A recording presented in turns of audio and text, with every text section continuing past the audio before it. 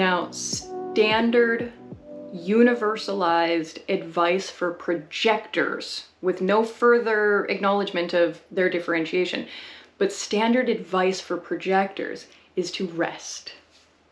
You need to rest. You need to rest. You're a non-energy type. You need to rest. And so it creates these kind of like marketable personalities for each of the aura types. And what it makes the projector look like is this very chill, soft, self-care,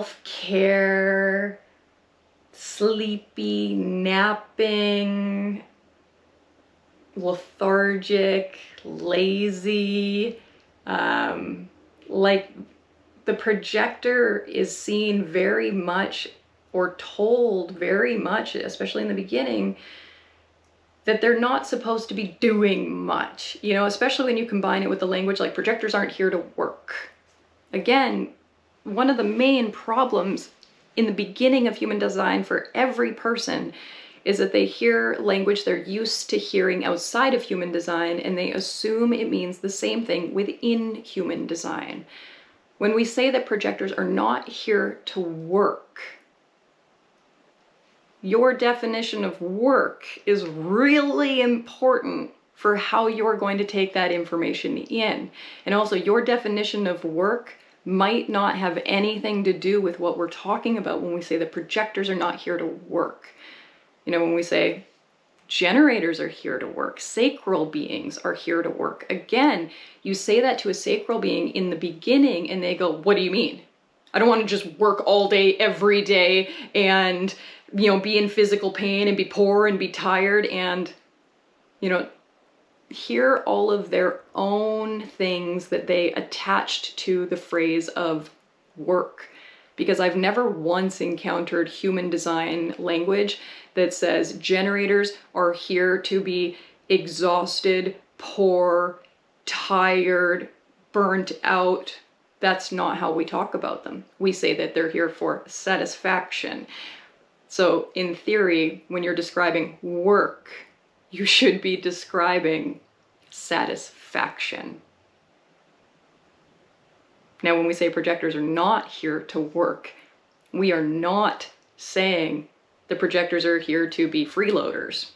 We are not here to say that projectors are here to have everything provided for them.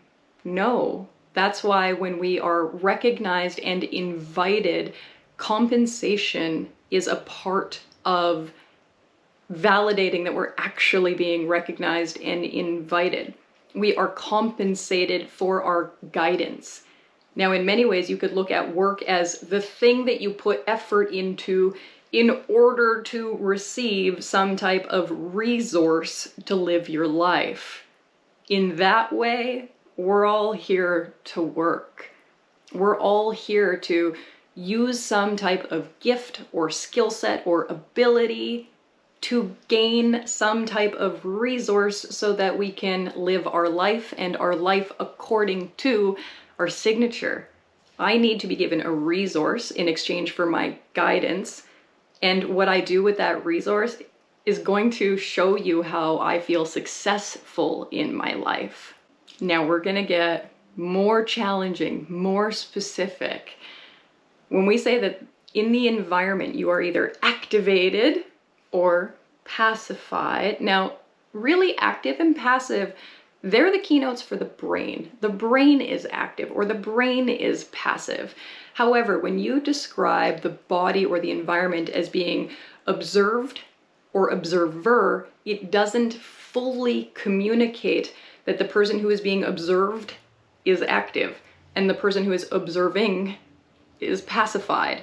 So I want to connect those things, but the accurate keywords are observed and observer.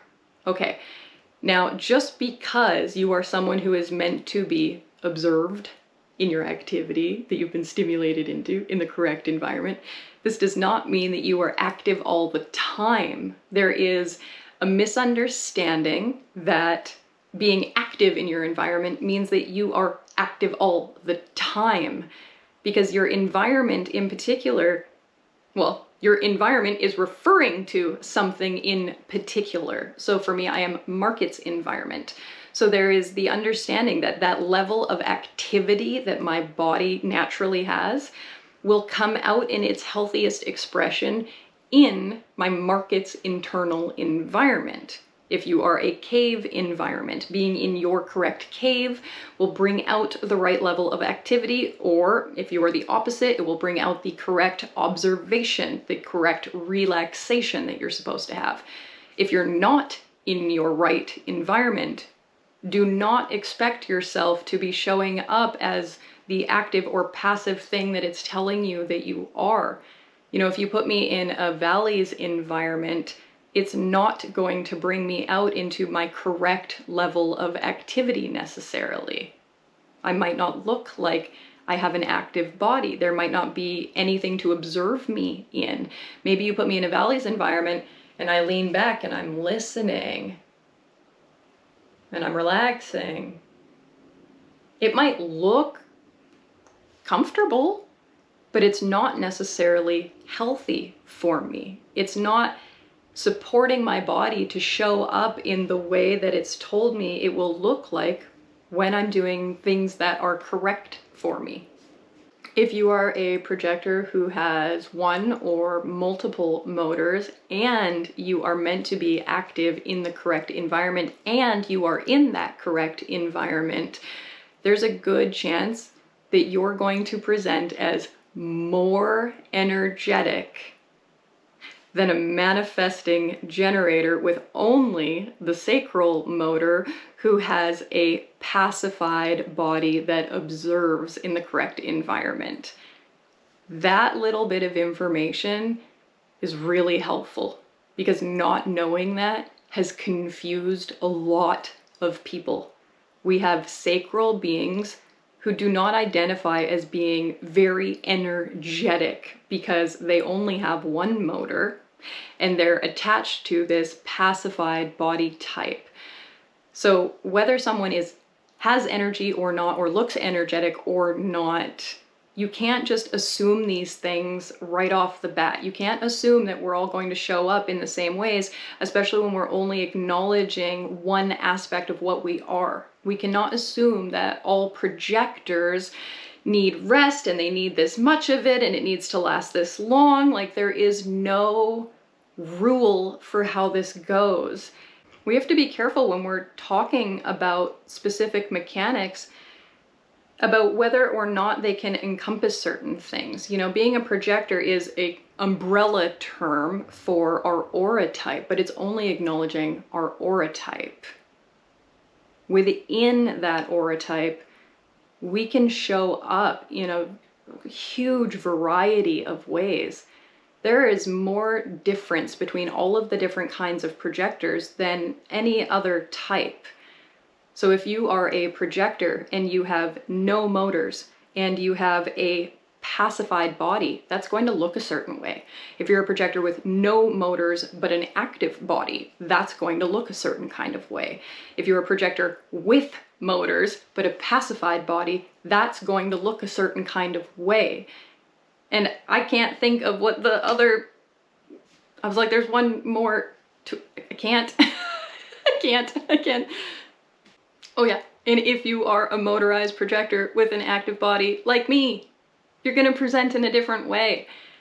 Can you imagine if I also had root definition? Whoop! I would be very confusing for a lot of people that think that the projector is only supposed to be this, like, you know, like, I mean, look, I don't know how many of my videos you've seen, maybe this is the first one, but I'm forward, right? Like, my abs are holding me up. I'm not leaning. Look at all this room I got back here. I'm not leaning back on this thing. I could lean back. Sometimes I do. Very, very, very rarely. If I'm really tired, as in I've used all the ego energy that is healthy for me, and I've used a bunch of, you know, little activity in my body, you will see me be slightly less active, slightly more lethargic, slightly more chill. But there's a good chance that at least my hands are still fidgeting, you know. Now, I show up a little bit differently in this being something called quad left as a variable configuration. I have a very busy brain, I have a very busy body, I have a very busy mind, and I have a very focused view. Now, I am diagnosed ADHD in the regular world, attention deficit hyperactive disorder. I'm a non-energy type with a hyperactive disorder. Because this is how it presents in the world. And what I found really fascinating about being diagnosed ADHD is that the medication is a stimulant. I would have assumed that a stimulant would have had very negative effects on me. It didn't. That's very interesting to me. Now, I'm sure that at a certain dosage, it might have a negative effect. But I find it absolutely fascinating that as far as the regular world is concerned, I present as hyperactive. I feel very fidgety, personally. Now, the last point I want to acknowledge before I take off for the day is conditioning from motors of other people. You know, there are the jokes about projectors are kind of like we're walking around with our plug and we want an outlet to go stick it into. We want something to go get energy from. If you are a projector who is consistently spending time with an energy type, you're going to think that you have energy. If you're a projector and you're new to human design and you look and you go, well, I don't have any motors and I don't have an active body, but I have a ton of energy all the time. This doesn't make sense to me, Sam. My question to you is, what sacral are you addicted to? As in, what generator or manifesting generator are you spending a lot of time with? And historically, I want you to look back at your whole life and see how surrounded by these people you have been. Are both of your parents generators? Are your siblings generators? Now, it's not just generators, because manifestors fall into the category of being energy beings. As a projector with an undefined sacral center, you are going to amplify sacral energy. Now, knowing that of all types on the planet, there are more sacral beings, significantly more sacral beings than any other type. In fact, you could combine all the other types and you could double it and there would still be more sacral beings on the planet. They're about 70% of the population.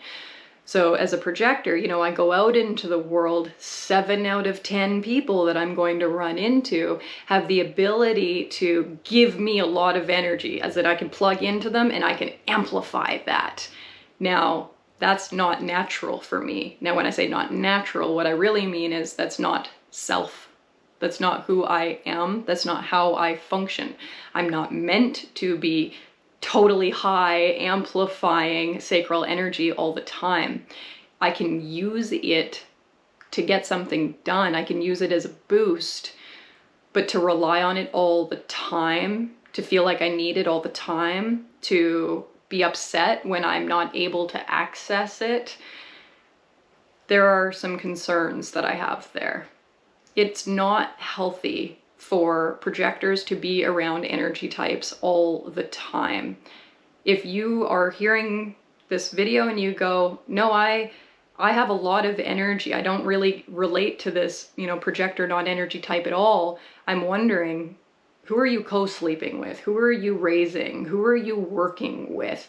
Maybe what you don't realize is how many energy types are around you all the time and how infrequently you're actually alone. How often are you alone to truly feel your own energy? You can't just ask yourself any moment of any day, regardless of the circumstances, how you feel. You have to actually remove some of this from your life and see how you feel outside of its conditioning. If I were to take you, the projector, and put you somewhere alone for a while, how would your energy change? How would you look at your energy differently? What's really interesting is if you see yourself as like very driven, very productive, doing stuff all the time, but you consistently have people around you, And then when those people are gone, you suddenly are like, whoa, I actually don't want to do anything. That's going to be weird for you. It's going to be really weird the first time that you're uninfluenced, unamplifying, non-amplifying, and you actually have to feel yourself. That might be one of the first times you realize you actually don't know what you feel like very often. You're so used to picking everything up from everybody else. You don't know who you are without the other. If you don't know who you are or how you feel without the other, this information is just going to be a lot of stuff for you to think about because it's not based on your experience.